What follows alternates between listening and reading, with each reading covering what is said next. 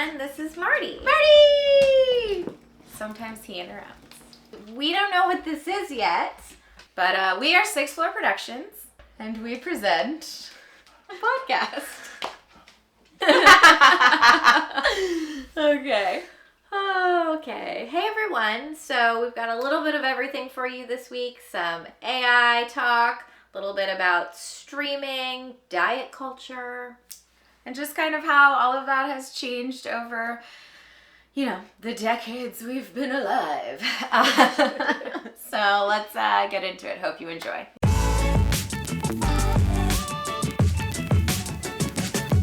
The concept of, on social media and stuff where you see, these actors and actresses, or on TV and movies and whatever, that, they look like that. It's because that's their job. Yeah. They have people that they don't even have to pay for. The studios are paying for because the studio wants them to look a certain way. Yeah. And they pay for whatever nutrition and dietitian and personal trainer that they need. And, it's they don't even do that in between movies. No. You hear them talk about it sometimes, and, all those guys that get, super ripped for movies and stuff, they're like, oh my god, I literally started eating whatever I wanted afterwards and felt so sick because they told me not to do that, but I've been, so fucking starving. Or, Yeah. After eating, 8,000 calories a day, then I had to go into, cut mode so that when I was on camera, and then they're like, I did 6 push-ups before every fucking take or whatever. The amount of stuff that they do to get their bodies in that level of shape, especially for, the Marvel movies or the superhero movies, they are... cutting and bulking, right before every take, weights in hands, just 24/7, getting their body to look like a Greek god. And as soon as filming's done, it's done because it's not sustainable. No. So it's just kind of crazy to me because then we see all that shit and, for, the women, it's of course you'd go on a crazy diet and, only eat, boiled chicken and broccoli and drink 6 gallons of water a day if you knew you were going to be naked in a movie. It's 6 months of your life. Yeah. But it's not like you can do that and then have that, have the longevity of that unless you're... on Ozempic. Yeah. Yeah, pretty much. Also, I'll be, really fascinated to see because I hear that there's, a really big, bounce back effect. Yeah. If you ever stop taking it, you just, gain it all. Yeah. It goes, further. So, the people that, were taking it who weren't, at least, a little, overweight or whatever. So yeah. It's not just, to try to change your lifestyle or whatever, are totally fucked. They either are going to be, paying that much money and, stabbing themselves. Where do you inject it? Your thigh or your stomach, your ass? No Who the idea. fuck knows? Yeah. Injecting yourself for the rest of your life, or you're going to, gain it all back. So. Yeah. Hope it was worth it. I mean, obviously that diet culture still exists, but thank God it's not the way diet culture was in the 90s. Oh yeah, everything was diet, low fat. The low fat thing. Everything was the snack wells, low fat, the potato chips that made you have anal leakage. Yeah, the zero trans fat ones. What the fuck were those called? They had a name. I can't remember. I can't either. I can picture the bag. Yeah, me too. And I can picture how they taste. They kind of were They a little tasted bit weird. Yeah, they were a little bit like a baked Lay's, but gross. Yeah, I mean, I love baked Lay's. Yeah, I love baked Lay's. Yeah, but I know what you're talking about. Yeah. And I think but they had kind of if chips could have a Diet Coke flavor. You know what I mean? Yes, I do. That's I kind don't, of what, but yeah, I you don't do. drink soda, but yeah. Diet culture is a whole. And I feel you know what? Diet culture of the 90s has been replaced by the Instagram filter culture. Yes, of absolutely. Today. It's doing the same shit though. Well, and I was reading about, which this goes hand in hand with what we were talking about with AI, because we're now seeing and just looking at so many filters. Yeah.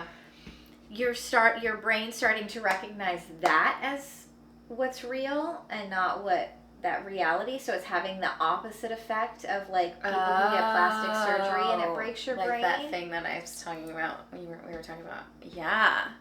That it does the opposite of that you get so used to like looking at. I guess that's true because. Put myself on blast for a second, but I can even tell with myself, like, I used to look at, like, filtered pictures and be like, what the fuck? Like, do these people think they look better this way? And now I'm like, maybe I could, you know, like, as long as it doesn't go too far. Yeah, and which is fucking crazy. Yeah, and that's exactly what's happening, is that these filters are then making people want to tweak their faces to, like, because they're seeing only these filtered images. And what's crazy to me, like, I know people who have had, like, major facial plastic surgery. Mm-hmm. We're from Orange County. We all know. Exactly. Between Los Angeles and Orange County. Like, we're so screwed. Of course we're going to know somebody who's had major plastic surgery. And those people, even though they have major plastic surgery and put on a ton of makeup every day, still use the filters that are really face-changing filters. Yeah. Which, that's just crazy to me, because it's like you've already changed your face so much, and then you've applied all this makeup to, again, change your face, and then you're going to add a third layer. What? Like... Yeah. Yeah, remember when we were like, oh my god, Botox, it makes you look like an alien because your face doesn't move. Now it's like, if all you do is Botox, like, more power to you, girl. Yeah, it's like, oh, she, like, didn't have that much work done. It looks so natural. We're so fucked. We're so fucked. Yeah. Honestly, give it to the AI. Let them help us start over. I mean, at this point. Oh. I don't know. We were just joy in a bucket today. Put us in your little backpack and take us on the subway with you. You'll feel real great by the time you get to work. No, but the AI thing made me think of all the streaming services that are like, making use of AI, first of all. Oh, yeah. But they're just all fucking up.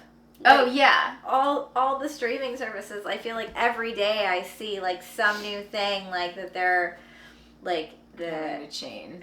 Yeah, the fact that they labeled all of directors and writers and all of the, not the cast as creators. Well, I told you why I think that happened. I think that it's just, like, some dumbass who knows nothing about what, like, that creator is actually, like, a concept that is a title in this industry, just as, like, well, you're either in it or you're creating it. I fully agree with this, but the fact that it, like, has to go, it's not just, like, one person making that decision and changing it. Like, this is, like, one of the big conglomerate corporations. They've got, like... It's on HBO's new thing, right? Yeah, it's on Max. So, first of all, you've combined HBO, Cinemax, Warner Brothers, Discovery, FX? That's Hulu. Oh, okay. Oh, wow. Okay. FX and Hulu are the same, but also now you can get, like, a Disney ESPN Hulu bundle, so I'm like, they're all gonna combine. Yeah, and they're all under the same parent company. Yeah. But, so, yeah. Disney, probably. Yeah, they're all under the Disney umbrella, the ABC Disney umbrella. Speaking of, like, how we have, like, the 90s version and then the today version, but in the 90s it was, like, cable was the big thing, and you could get cable bundles. Now it's like you have streaming bundles. So we're basically just going back to the exact same fucking thing that we went away from with streaming, and now we're just going to have, instead of cable boxes, we're going to have streaming bundles, and, like, you got to pay for, like, this package and, like, sign up for a 2-year contract, and it's going to be the same bullshit. It's the same thing. I mean, we already still have cable bundles, right? Cable offers bundles. Okay, yes.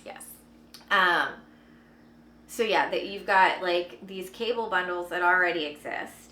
Then you've got the streaming options. Then you've also got the added layer of that the cable allows you to stream. So if you already have a cable option, like if you already pay for the cable, then you get access to the streaming service. Right, yeah, you like log in. Okay, right. I was like confused there for a second. Yeah, or... Because it makes totally a lot of sense and like it's very easy to follow, so my bad. Yeah, so you can either have cable and then you get with that the streaming services, or then you just pay for the streaming services. So it ends up being kind of like a push either way because you've got so many streaming services. Yeah.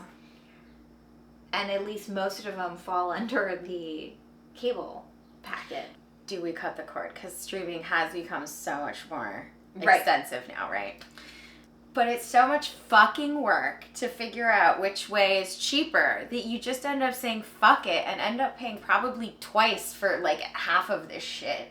Because you're like, oh, I want to watch this on Hulu, but like you didn't know that you could like log in with your fucking email or whatever to like this other weird site that you've never even heard of that actually like streams it because it's on Hulu because they have the rights to these channels and not these and oh my god, it's like mind blowing. And like so by the time you figure it all out, like we tried to go watch Married at First Sight, and it's literally, depending on what season you want to watch, it's on 3 different streaming platforms. Yeah. It's on the Lifetime app, it's on Hulu, it's on Netflix, I think. Oh yeah, the earlier seasons. And then I think that's it. But the fact that everything, that's free. Yeah, it exists on multiple platforms, and so at that point, that's what I mean. At that point, it's like, well, I might as well just keep cable because at least that's keeping me logged into everything. Yeah. HBO came out when everybody was up in arms saying, oh, it's not just creators, like that's a disservice to all the filmmakers and their actual positions. And Max was like, well, it's not like we can just fix it at the click of a button. It's like, oh, really? Really? Isn't that the whole point? You're standing here not going to the table with WGA and soon to be DGA and SAG. Yep. All of them. That later. All of them are getting into it. You can say that you can't pay writers. You can have AI do it, but you can't fix it at the push of a button. You can't have it both ways, motherfuckers. You gotta pick one. Pick a lane. Like, you don't get to use AI and not use AI. Thank you, guys. And the other thing, too, is, like, the login things, like, if you have to prove you're not a computer, it's all fucked up. Like, they have little arrows on the side to toggle through, and it covers up, like, an important part of the picture, just like answer the question. Having you add up dice, and then the arrow would cover up an entire die on both sides. So you're like, well, I can't add because I can't see all the dice, so I can't tell you what the total is.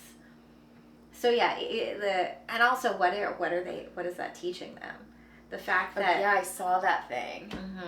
That clicking on, click on the pedestrian or click on the stoplight or the stop sign was teaching AI how to drive.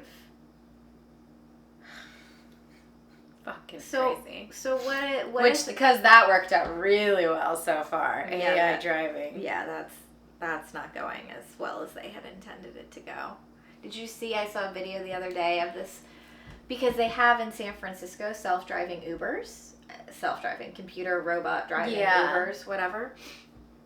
And it used to be that you could just access them on like the Uber campus and like around like the smaller San Francisco area. But now they're available as like part of an Uber pickup. And a car shows up. It's a Jaguar.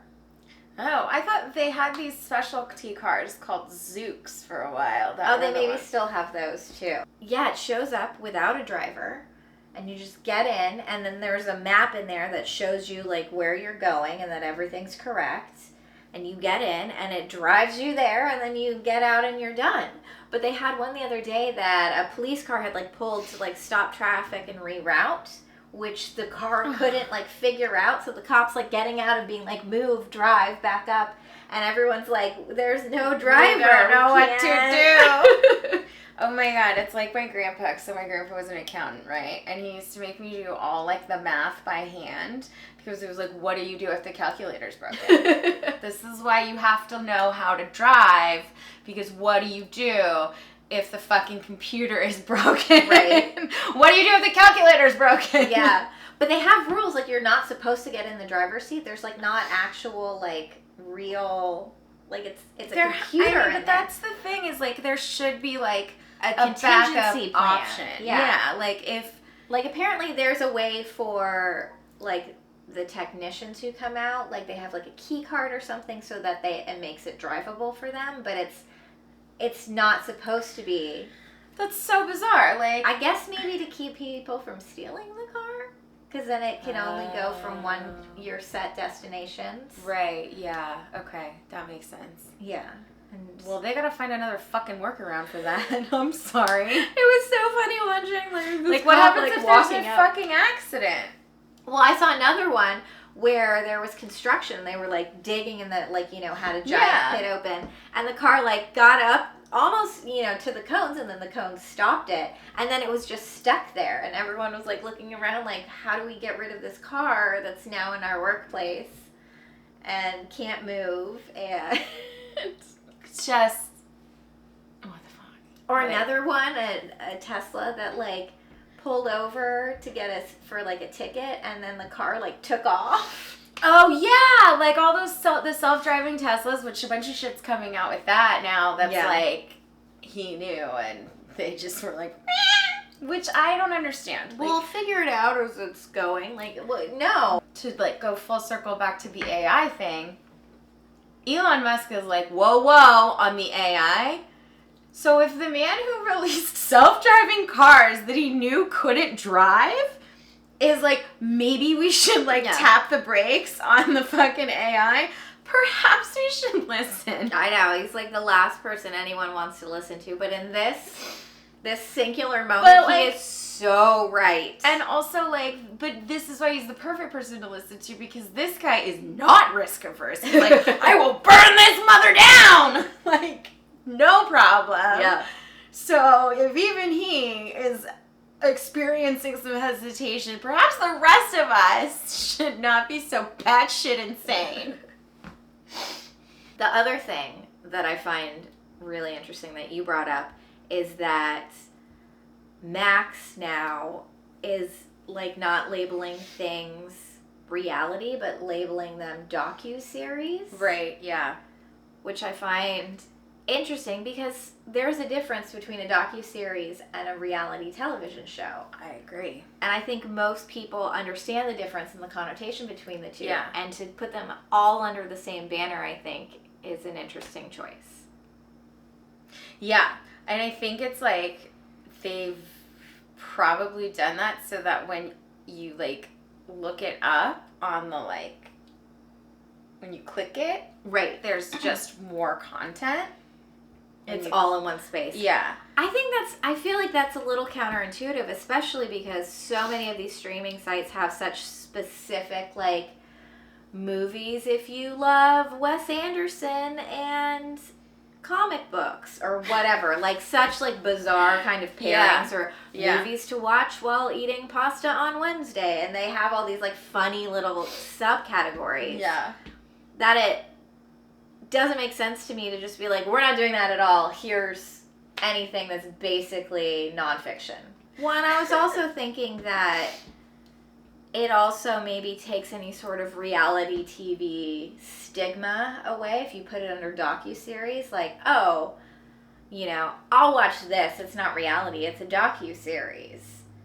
Especially considering, like, the idea that they think that HBO is kind of a adult male-driven audience, and I think it's a well-known stereotype that, like, men don't like reality TV, which is bullshit. They do. But if you take away the reality TV label and stigma, then it's a docuseries that they're just watching.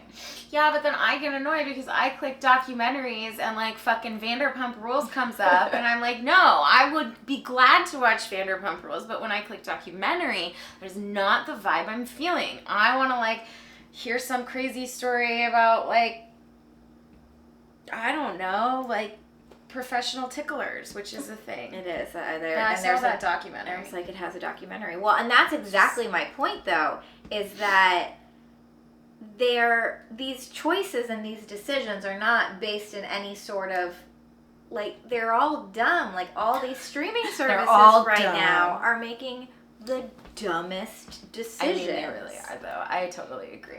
That show, Mrs. Davis, that I told you to watch? Yes. Okay. So, I, like, have been watching it. I'm almost done with it. And, anybody who's listening, highly recommend.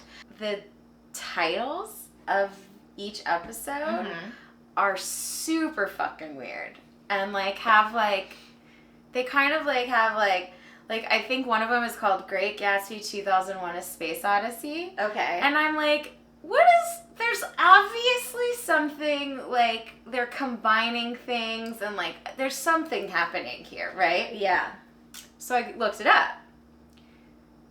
They did this before AI and ChatGPT and whatever became a thing, right? Right. And they had someone create their own, like, AI to just generate titles for the episodes. Wow. Yeah. That's like a whole, like, see, this is what I was saying, that ChatGPT can be used as a research tool. Like, there's something about it in specific situations. It doesn't replace artists or art. But there is something that's hilarious. But yeah, like, what an ingenious way of using AI. But still maintaining creativity and creative control. And then but they're not totally nonsensical. Right. Like, the first episode, I just remember those two, but the first episode is called Mother of Mercy, The Call of the Horse. But that's also exactly my point, is that AI doesn't quite work. No, it's like, and so that was the thing. Like, I was seeing that these titles were, like, very specific, but very bizarre. I mean, it goes back to how we were saying, it just breaks your brain a little bit. Yeah, like, it just doesn't compute. Like, you're like, this is almost released. It's like watching film school films. You're like, this is almost really good. Like, it's not quite there. AI is like a little 18-year-old that thinks they know everything because they're in film school. And you're like, oh, not quite, buddy, not quite. Love that opening shot of an alarm clock, but I've loved it in every student film I've ever seen. Yep. I still do like a shot of an alarm clock. I mean, I do too. There's something about that. Then there's also the every rule is made to be broken, or using things like that, ironically or unironically, with purpose. Yeah. I mean, there's nothing wrong with that. At least in my experience with people that are, like, in film school or have very, very recently graduated. No offense to people in film school. Some of you get very good, obviously. Obviously. But nobody's great at the beginning. Nobody's great at anything at the beginning. No, I mean, there is something to be said. Like, there are people who just have, like, innate talent that they were born with. Right. But that only takes you so far. Like, yeah. You need, and some people don't have that innate talent, but they work really hard. Yeah. Yeah. But either way, there's work involved at some point. Yeah, totally. And if you're a brand new film student, you haven't done the work, so it's not good yet. No. Oh. No matter how talented your mom tells you are. It's just not going to be great yet. No. It's like us with this podcast. Exactly. It's not going to be great yet. No. But you gotta do the work. Yep. You gotta put in the hours. And on that note.